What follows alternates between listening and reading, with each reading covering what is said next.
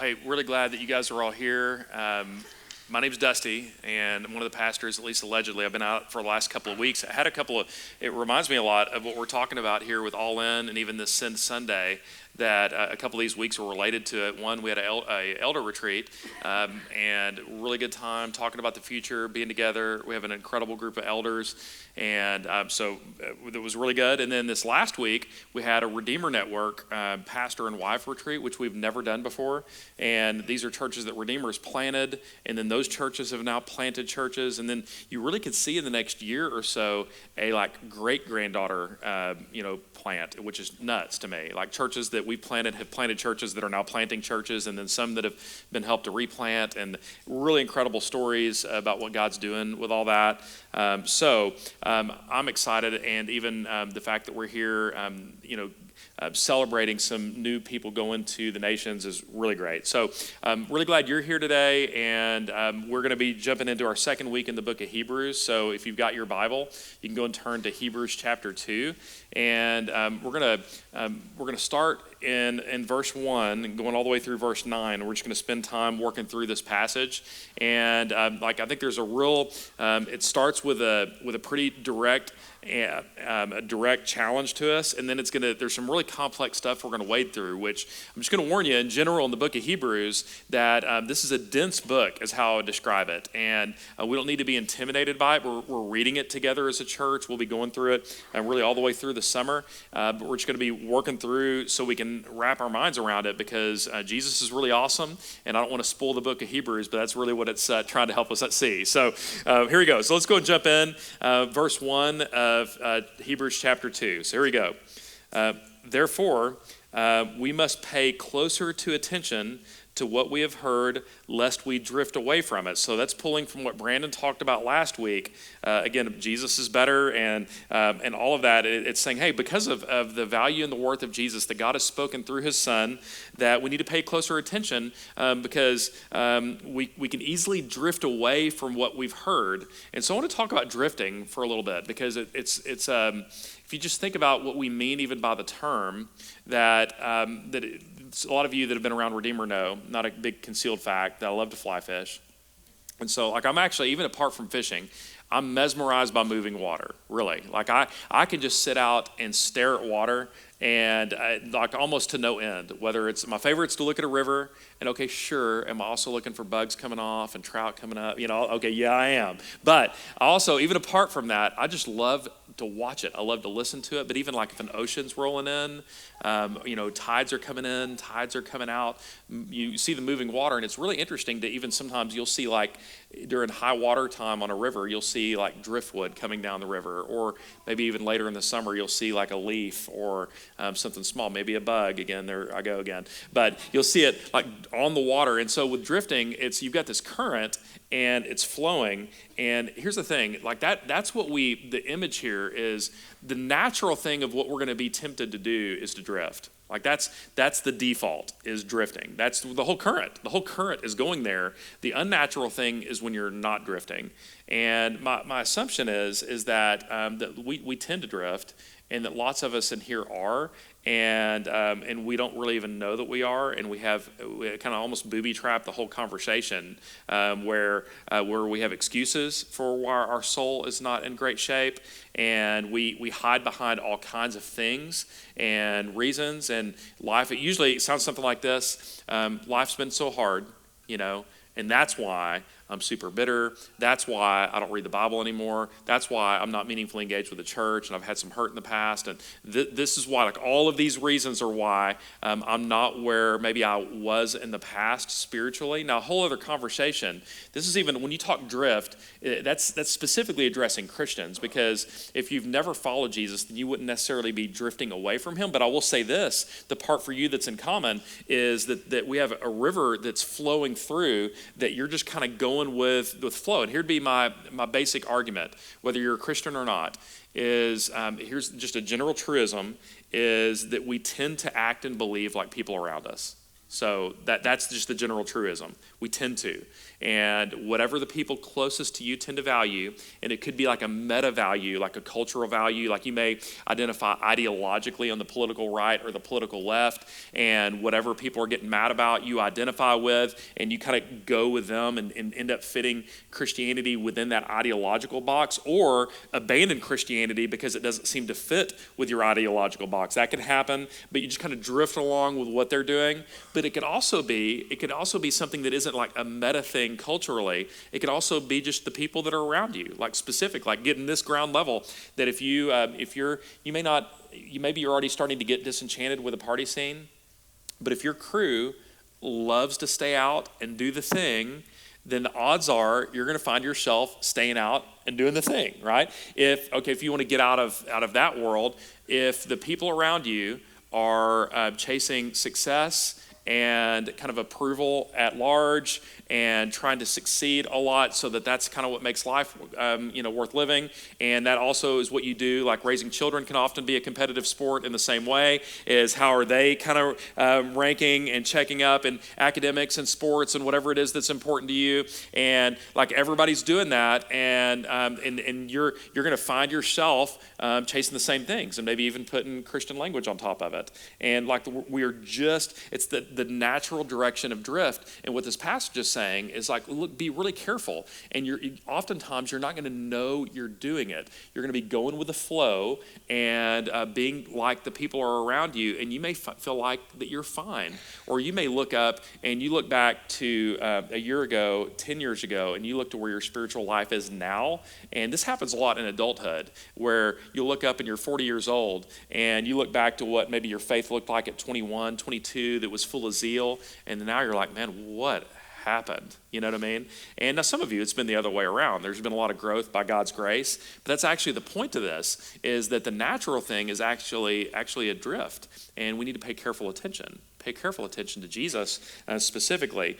So we're going to keep moving here, because I think that pay attention to what really starts to come up as this passage begins to unfold here. Verse 2. So he's saying, hey, pay attention, lest we drift away from it. Verse 2, for since the message declared by angels proved to be reliable, and every transgression or disobedience received a just retribution. Now he's going to build on this argument, and just to make this verse clear, what he's saying is he's pulling from the Old Testament law, and really almost all of the Old Testament revelation, like a lot of it came through an intermediary, and like an angelic intermediary of some kind. Like an angel can mean messenger, it can mean like a angelic being, but the key thing is it wasn't God, directly, and whereas Jesus is God and he's doing the communicating for us in these days that we live in, and that was what Hebrews 1 was saying. And it's saying, hey, look, so if an angel communicated, hey, do this and don't do this, and every transgression had like a or disobedience had like some kind of a penalty, like a just retribution is the word that's used there. If you look in the Old Testament, the Mosaic Law, like you read in the book of Exodus, you read Leviticus, a lot of it reads like case law. So some of it, like the Ten Commandments, are like a summary of almost all of the laws kind of fit in the summary of the Ten Commandments in Exodus 20. But if you read through Leviticus and you read through Exodus, a lot of it will be like, hey, and if you do this, then this is what's coming to you. If you steal like say you harm or you steal your neighbor's cow, then you've got to repay it, and then you've got to do this, and you got to do that. It's like if this, then this. That's case law. We have that in our country too. It's just all their nation, as well as their religious stuff, was all done in this one document in the Bible.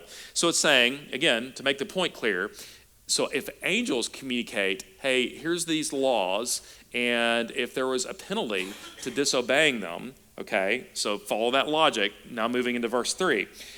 How shall we escape if we neglect such a great salvation? So if the angels communicated something, and now God has sent his only son into the world, and he's communicated what's real and true, and he's lived and he's died and he's been resurrected from the dead, and if we drift away from that, like how are we gonna make it through this? If you think it's serious to disobey some things that were communicated through intermediaries, what happens if we neglect a salvation? And I think you could make a tie here, and I'll do more of this in just a second, between neglect and drifting. I think it's saying the same thing. Like what workaround is there if you neglect God's only Son, Jesus, who comes to this earth? Verse 4. While God also bore witness by signs and wonders and various miracles and gifts of the Holy Spirit distributed according to his will. So if angels' words have weight and represent God, but now God has sent his only Son, and his words and what he did are there, and furthermore, verified through Jesus' ministry, through the apostles' ministries, signs and wonders and different ministries of the Holy Spirit. Again, it's just saying and adding weight to like how are we going to work around this? Is there any other means of salvation if we deny the primary means by which that God intends to redeem humanity to himself? So he's just making a case here. Neglecting and drifting are the same thing. So here's the thing. I'm going to try to make a little bit of an analogy, so follow me out here. Okay, so if you've got abuse, let's imagine marriage or parenting or even friendships. So if you've got abusive relationships, toxic relationships, sometimes people call them, it would be where like there's direct conflict, you're screaming at each other, you may throw something at somebody, and that, by the way, that happens more in marriages than, by the way, it ever should, where volume gets way up and maybe somebody slams a table, throws something or whatever, or it could even get worse than that, where it actually gets physical and hands are laid on. That's abuse, that's toxic, it can be volume, it can be physical and all that. All right, so there's that category. But there's another thing that can be, in many ways, as destructive in parenting, marriage, relationships, friendships, and that would be neglect. Neglect is just where someone is abandoned, ignored, belittled, dismissed, kind of an eye roll, when they talk, whatever. That's another form of damage that can be directed at someone. So here's my comparison I'm making with this. So some of us in here have like a toxic relationship with like God right now. You're mad, you're embittered. Nothing will cause us to drift away from God as much as like suffering and tough life circumstances. At least that's been my experience, that I think it's at the very top of the list. Some of us are in more of a toxic back and forth with God.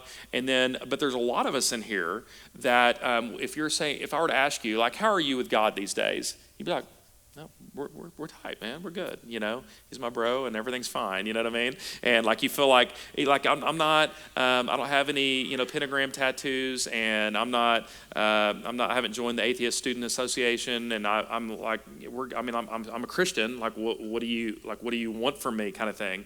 But there's a lot of us that are that in the same way in those relationships are ignoring, belittling.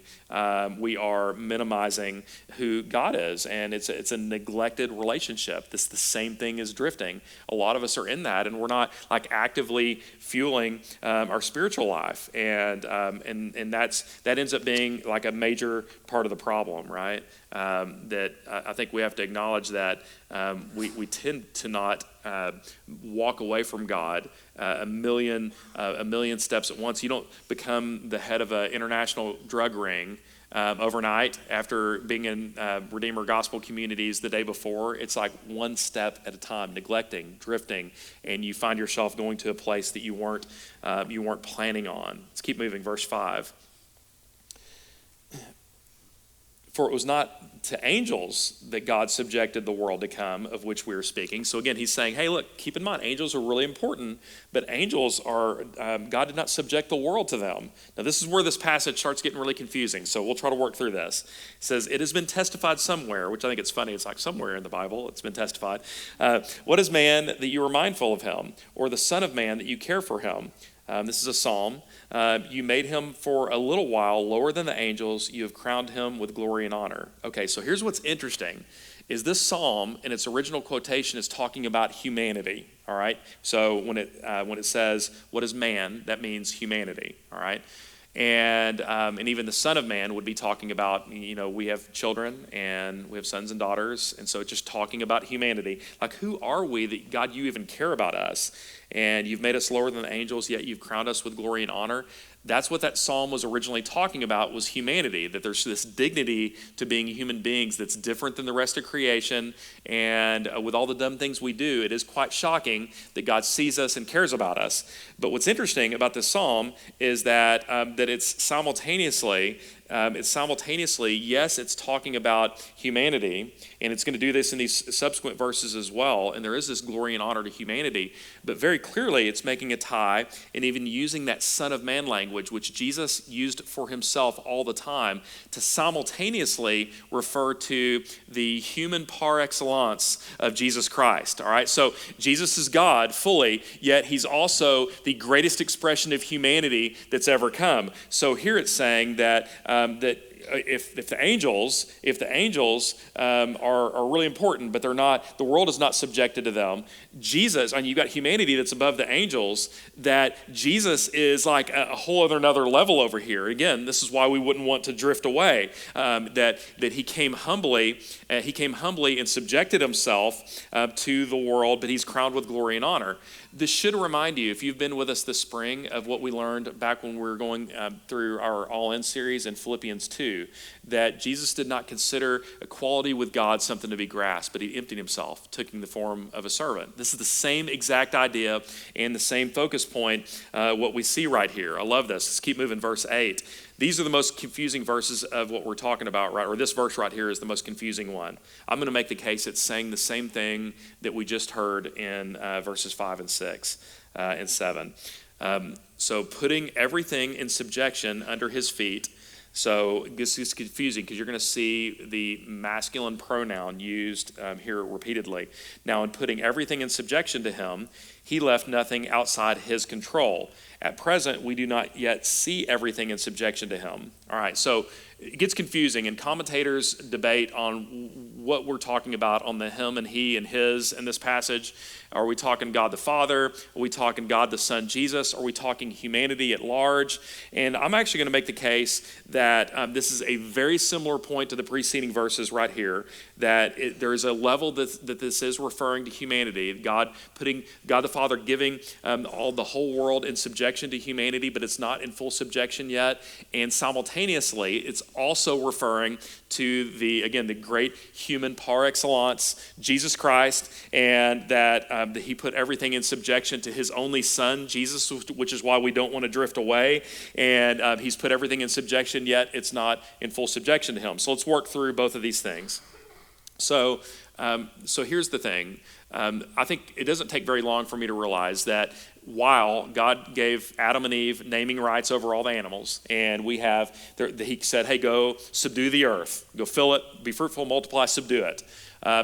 I don't know about you, the world doesn't feel real in subjection to me. Like every single day, I'm like, man, that lawn needs mowed, and constantly grinding financially, right? And even relationships feel like that they're constantly moving to a place of entropy, like just constantly need attention and effort and energy put in, or they tend to disengage, don't they? Again, we just drift. We can even drift relationally. Spiritually speaking, it's like if we do nothing spiritually, we begin to disengage with God. We drift, and we are a lot like the values of the world around us. Really quickly, it can happen just slowly, and it builds. So for sure, that one's easy for me to see. But whenever you apply this to Jesus, again, this is making a case that Jesus is on a different footing even than the Old Testament and the prophets and the angels and all this. He's different.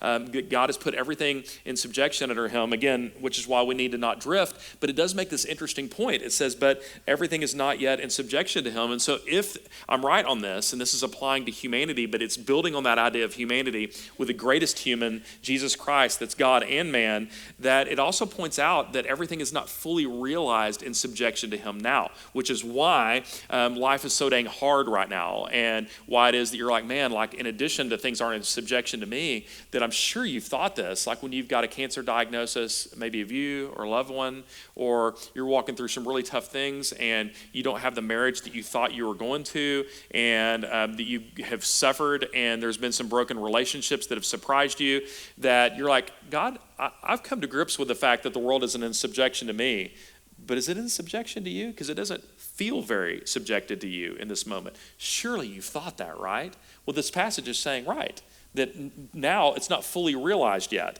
So if this makes sense at all, like, so the theological language would be already but not yet is what's happened in the world being subjected to Jesus.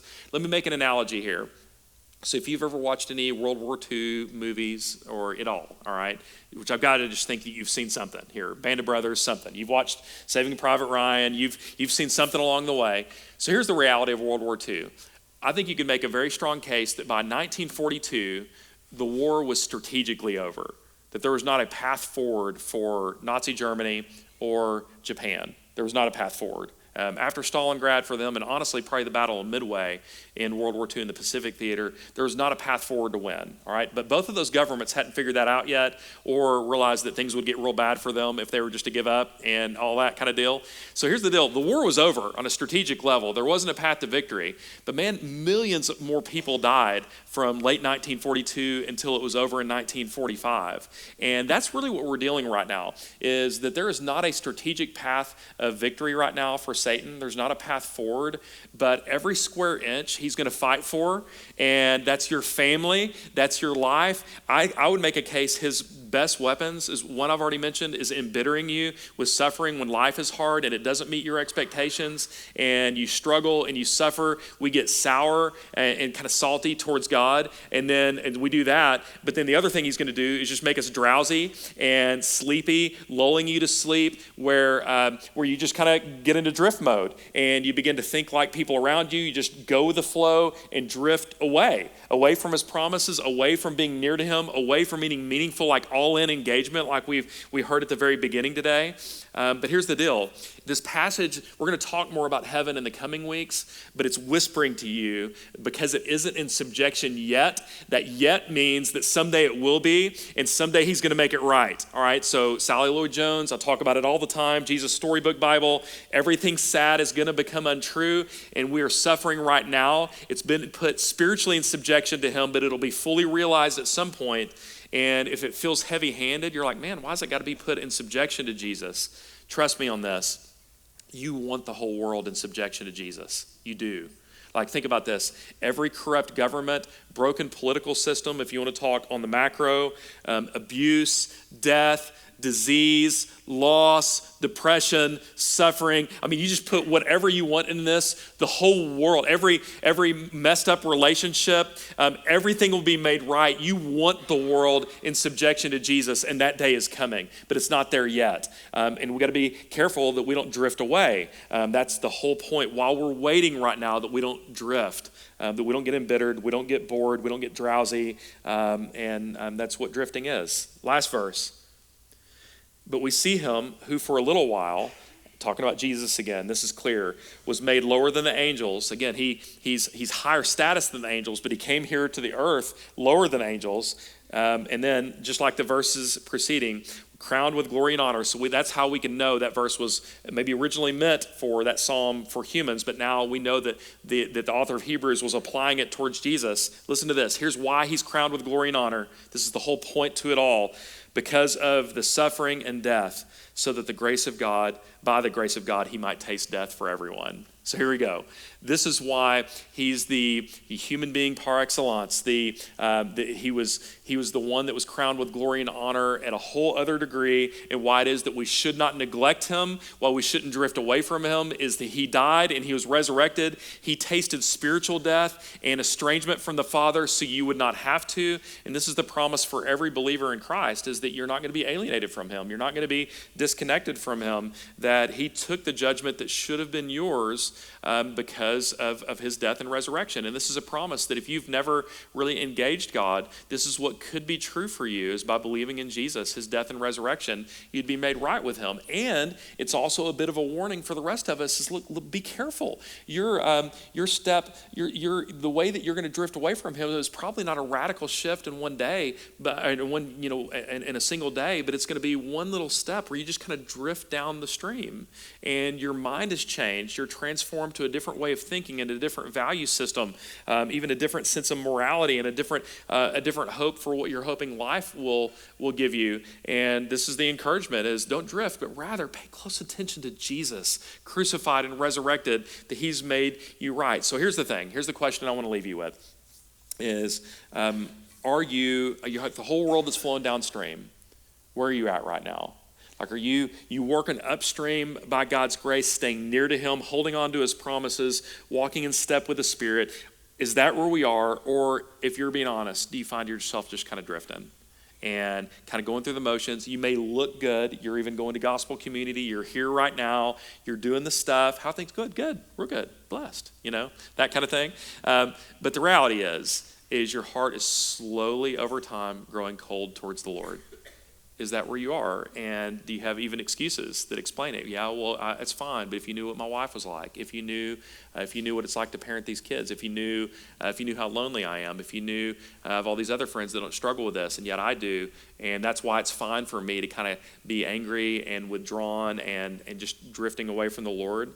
I think this is a wake-up call for us today in a beautiful way. Here's the thing. My final encouragement for you is God's not screaming at you today. What he wants for you is good, that there is no flourishing for humanity apart from a close abiding with the Lord, believing his promises, walking in step with the Spirit. This is where life is found, and he wants good for you. He wants good for you. You drifting apart from him is where you're vulnerable, and it is not good. There's not a flourishing there. He's calling you back home or even to believe for the first time. So let's pay attention, all right? Let me pray and ask for the Lord's help. Lord, would you give us grace to pay attention and to see the beauty of Jesus, and even that there would be a wake-up call if there is a drift going on, that there'd be a moment where we'd see that. And we'd be even aware of where that drift might be happening, whether it's in our spiritual disciplines, our engagement.